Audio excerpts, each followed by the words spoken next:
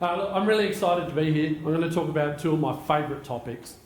The first topic is how do we leverage technology to produce an outcome in your business with sustainability. I love linking technology to the outcomes, and you'll see that as a theme as I go through.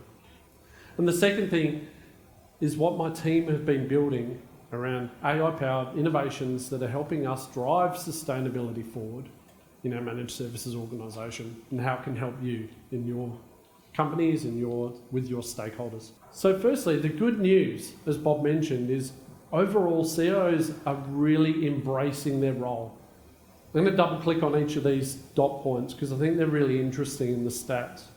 The first one, that 89% of CIOs have got clear targets this year to reduce carbon emissions in their technology estate. The second is that 93% say that IT is core to the success of delivering on those sustainability goals. But what that actually means is they believe they can't succeed with the business imperative of driving down carbon without using technology.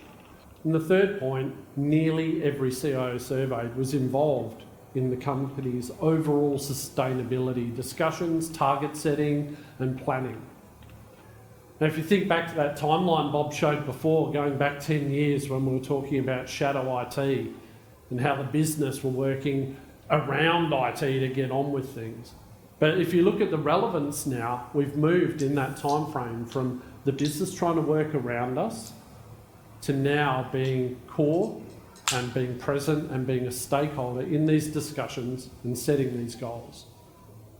And I think that's a great testament of the work that all of our CIOs are doing globally around the globe, all around the world, impacting their business.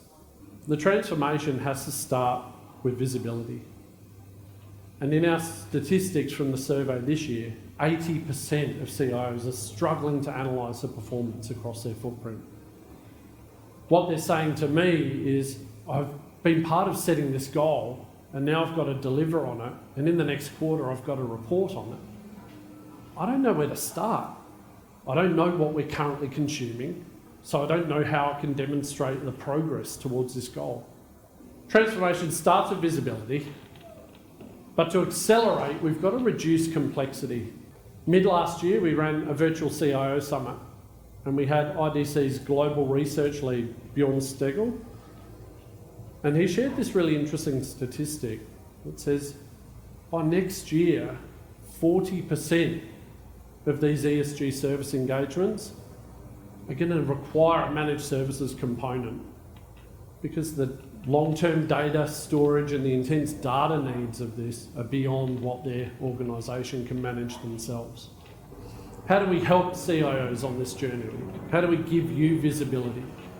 How do we give you insight and help you move forward to communicate what you're doing and also guide you on what really matters to help driving forward with your sustainability goals? My team has built and released the Digital Fabric platform.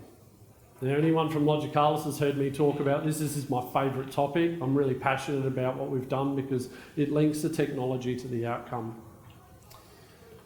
DFP underpins all of our digital managed services across cloud, security, workplace and connectivity. We can measure your current carbon usage across your infrastructure, your IT estate. We can look at the carbon inside those devices that they're generating and report on that and show you the data across your fleet so you know what's happening. We also give you a score for sustainability. We take all this data and all this input and give you a score, but not just a score, we give you insights and recommendations on how to improve that score, or specifically, how to reduce your carbon usage in your IT estate. We capture all this data centrally in the platform and we report it over time, as you can see on the top left there, the graph showing you where you're trending, so that you can answer that question back to your stakeholders on what are you doing about this and where is progress being made. What this shows is which resources in your environment are consuming the most carbon or generating the most carbon over time. All of the calculations on how we do this are in the Knowledge Hub, so we're not just hiding it behind, you can see exactly how we calculate. But to try and keep it simple in layman's terms and make sure that people don't fall asleep post-lunch, we're looking at your power consumption of your devices and where it's located to look at the power efficiency. Some regions are more power efficient than others. Australia, as you can probably hear from my accent, I'm Australian, has some of the dirtiest power creation in the world with all the coal.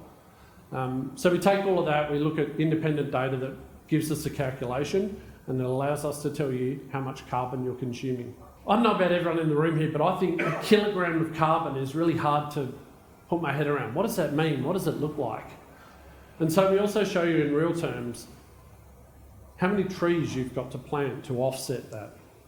Or how many flights one way London to New York is it? I'm trying to make it a bit more real for your stakeholders.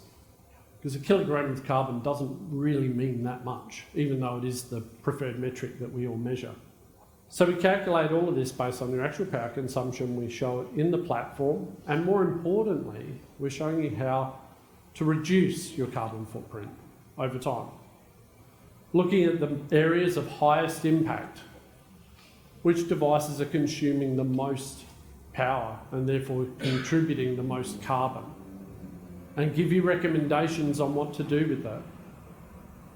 It could be virtualizing this service into the cloud, moving it to a carbon neutral data centre, or consolidating with more modern technology that's a lot more power efficient. Behind the scenes, we use AIOps to provide the score and generate recommendations based on all the actual data feeds from your systems, from our vendors, and give you the recommendations to move forward and drive that carbon consumption down across your technology estate. Sustainability is no longer an emerging outcome.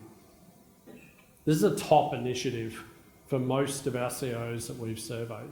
We've designed the Digital Fabric platform to remove complexity and simplify and increase the visibility for your ESG, but also for the other outcomes that you need to focus on.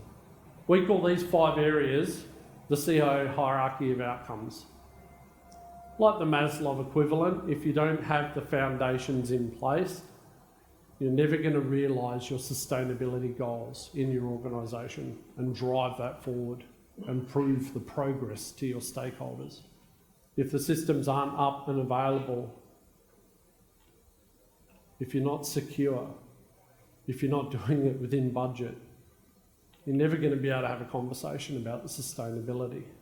And so it's really important that you're balancing these needs while not taking your eye off the prize at the top and focusing on those other outcomes that you need to deliver to your business. The future face of technology leadership is complicated and is a balancing act. But I believe that by increasing visibility and decreasing complexity through tools like the Digital Fabric platform, we can help you to deliver on outcomes that your stakeholders are asking for.